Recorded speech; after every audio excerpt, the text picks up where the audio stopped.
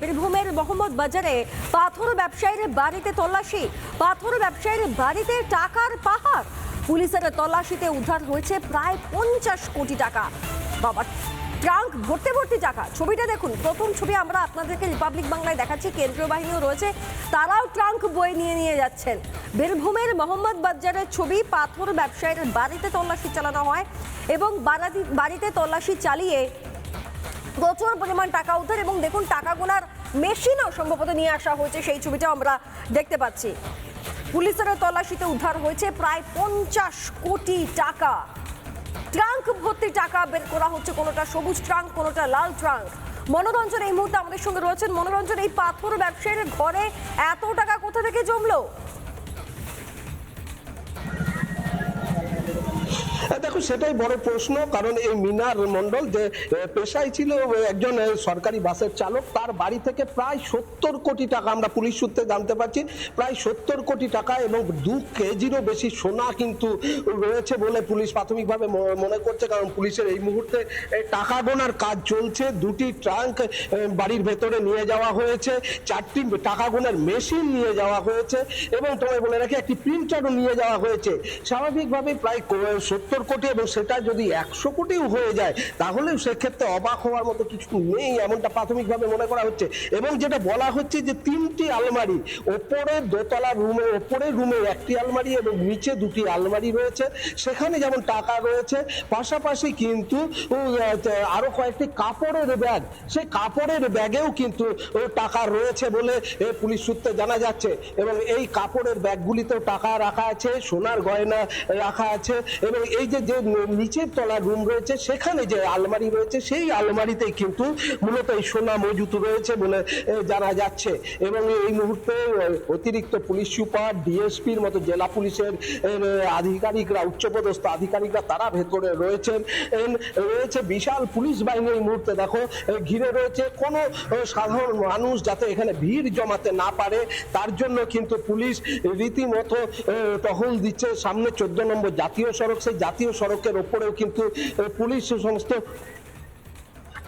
এবং সেখানেও কিন্তু দেখো পুলিশ কিন্তু যারা সাধারণ মানুষ এখানে জমায়েত হচ্ছে, সাধারণ মানুষ জমায়েত হচ্ছে, তাদেরকে পুলিশ সরিয়ে দিচ্ছে এখান থেকে, সেটা দেখাচ্ছি। পাশাপাশি এই যে বাড়ি, এই যে দোতলা বাড়ি, এই বাড়িতে কিন্তু যে মিনার মণ্ডল থাকতো। এবং এই মুহূর্তে আরো একটা বড়, যেটুকু আমরা পুলিশ সূত্রে জানতে পারছি, বড় তথ্য, যে মিনার মণ্ডল সহ 7 জনকে পুলিশ কিন্তু আগেই থানায় নিয়ে গিয়ে তাদের জিজ্ঞাসাবাদ করেছে। এবং তাদের জিজ্ঞাসাবাদের পরই কিন্তু এই বাড়িতে যে টাকা এবং সোনার অলংকার বা মজুত রয়েছে, সেটা কিন্তু পুলিশ জানতে পেরেছে। এবং তারপরই আমি কিন্তু এই বাড়িতে পুলিশে আসে এবং ভোর রাত থেকে দীর্ঘ সময় ধরে এই বাড়িতে পুলিশ রয়েছে, তল্লাশি অভিযান চলছে। এবং দেখো, পুলিশ কিন্তু এই মুহূর্তে ঘিরে রেখেছে পুরো বাড়ি। এই বাড়ির ভেতরে মহিলারা আছেন, তাদেরকেও কিন্তু রাখা হয়েছে যাতে তারাও ভেতরে না আসতে পারেন, তার জন্য মহিলা পুলিশ কর্মী মোতায়েন করা হয়েছে। এই মুহূর্তে বাড়ির ভেতরে চলছে টাকা গোনার কাজ। মনোরঞ্জন, সঙ্গে থাকো, তুমি পরিস্থিতির উপর নজর রাখো। পাশাপাশি বিজেপি বিধায়ক কৃষ্ণ রঞ্জন সাহা, তিনি এই যে এত টাকা উদ্ধার হচ্ছে, কোটি কোটি টাকা, কেজি কেজি গয়না উদ্ধার হচ্ছে, সেই বিষয়ে তিনি কি জানাচ্ছেন আপনাদেরকে একবার শোনাবো।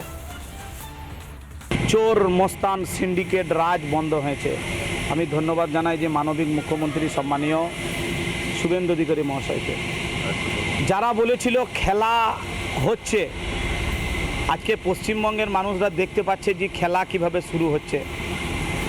গরিব মানুষের অভাব রাহি জানি এত, আর বেশ কিছু সিন্ডিকেট রাজ, দালাল রাজদের হাতে কোটি কোটি টাকা বেরোবেও, আমি দায়িত্ব নিয়ে বলছি।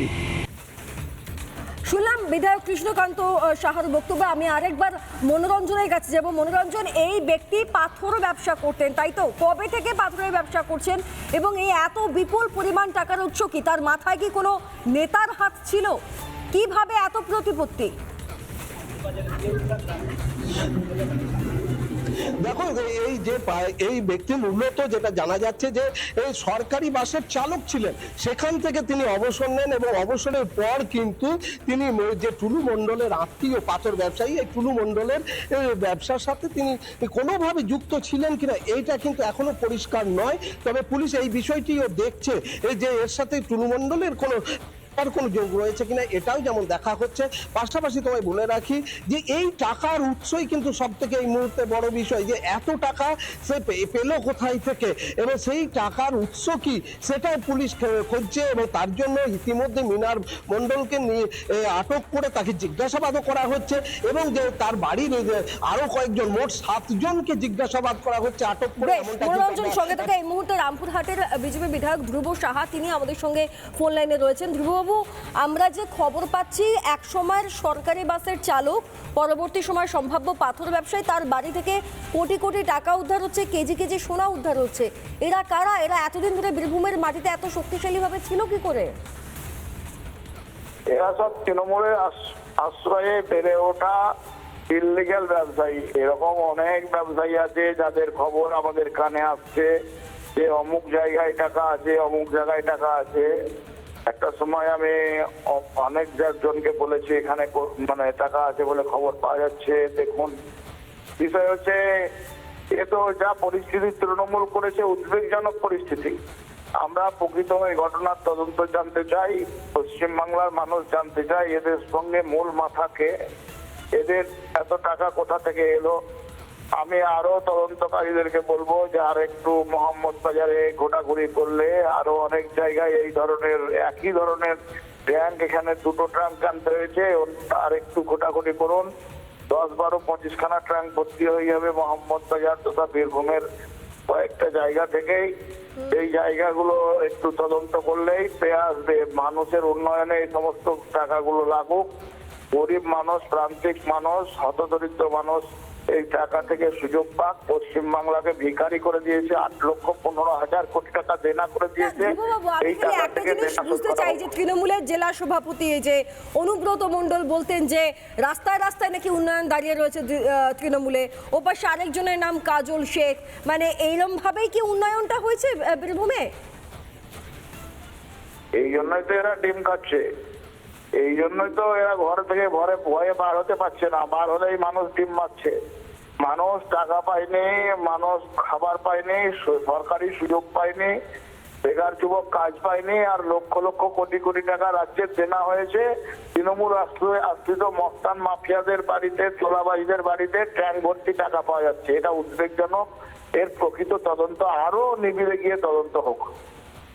আরো একটা বিষয় মাথায় আসছে ধ্রুববাবু, সেটা হচ্ছে এই যে ব্যক্তিরা যাদের বাড়ি থেকে কেজি কেজি সোনার কোটি কোটি টাকা উদ্ধার হচ্ছে, এটা আমার প্রশ্ন, এটা আমি ভুল হতে পারি, কিন্তু আমার প্রশ্ন হচ্ছে এরা কি ভোটে কোনোভাবে তৃণমূলকে সাহায্য করতো আলাদাভাবে? তাই জন্য কি এদেরকে এত যত্নে রাখতে দেওয়া হতো? এরাই তৃণমূলের ফান্ড অ্যারেঞ্জ করতো, টাকা পয়সা, কালো টাকাকে নিয়ে ভোটকে ডাইভার্ট করেছে। এই যে হাসন বিধানসভায় তৃণমূল কংগ্রেস জিতেছে, আমরা বুথে ঠিক করে টাকা দিতে পারিনি, বুথ খরচ দিতে পারিনি, মুড়ি খাওয়ানো। আপনাকে একটু আমি বাধা দিচ্ছি। নানা ধরনের কন্টেন্ট দেখার জন্য লাইক করুন, শেয়ার করুন আমাদের ফেসবুক পেজ, সাবস্ক্রাইব করুন আমাদের ইউটিউব চ্যানেল। পাশাপাশি অন্যান্য ব্রেকিং নিউজের জন্য অবশ্যই চোখ রাখুন রিপাবলিক বাংলায়।